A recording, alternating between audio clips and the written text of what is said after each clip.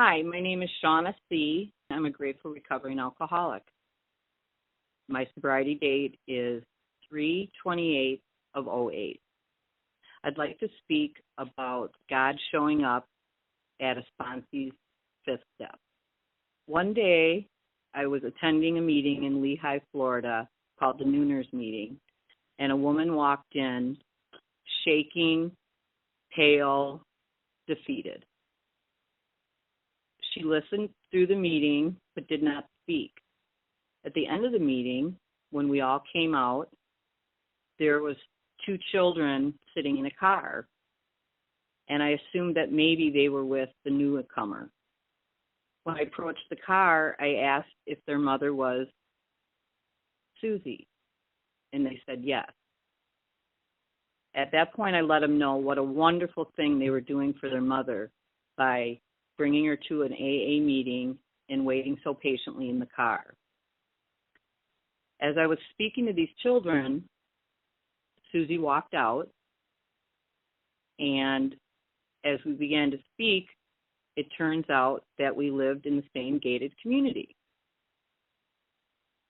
So from that day on, Susie began calling me. We began walking around the neighborhood together.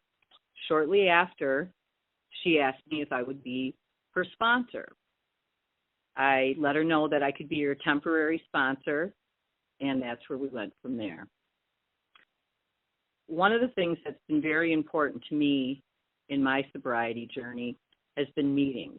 I was a happy hour drinker, and once I surrendered to this program, I realized that the meetings could be my new happy hour. I love to be around people, and it didn't matter if I went to a 6 a.m. meeting, a noon meeting, or an 8 p.m. meeting. It was my new happy hour. Susie, on the other hand, didn't see the importance of meetings and barely made it to meetings.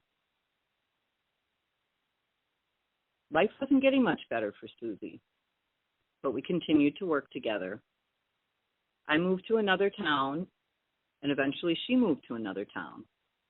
That's when Susie realized that she was going to have to step it up, and she began going to meetings. Boy, did things open up for Susie. I started working on her steps, which she had been fairly hesitant about. She had grown up Catholic and was having trouble with her third step. That was not new news to me. I had a very hard time with the third step also. So we worked through that, and Susie was probably in over a year of sobriety and kept postponing her fifth step. She had written her fourth step, but wasn't real ready to do the fifth step. I finally told her that we really needed to set a date, and she decided that we would do it the following Saturday, and we would meet at the flea market. Well, I thought that would be a pretty unusual place to do a fifth step, considering I bawled my eyes out the first, fourth, and fifth step I did. But I agreed to meet her there. And we walked around, and if you've ever lived in Florida in the summer, it was steaming hot. So I suggested that we get in my car and do it in the air conditioning. At that point, she decided that maybe we would better off going to the Speedway gas station, and she would do it there. I again questioned the location, but off we went to the Speedway. Had some yogurt, and I asked Susie if she was ready. At that point, she said, I don't think I can do it with all these people around.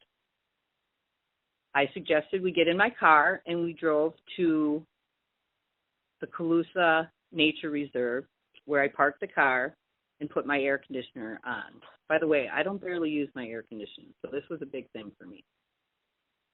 Susie began her fourth step, and as I listened to the fourth step, what I kept hearing was what a rotten mother she was, how she could never, ever repay or change the damage she had done to her children. Susie continued to do her fourth step, and when she was done, I turned around in the car to get my big book to move on to the 6th step when all of a sudden her phone rang. Neither of us had remembered to turn our phones off, and she apologized profusely that the phone rang and could she take it because it was her daughter.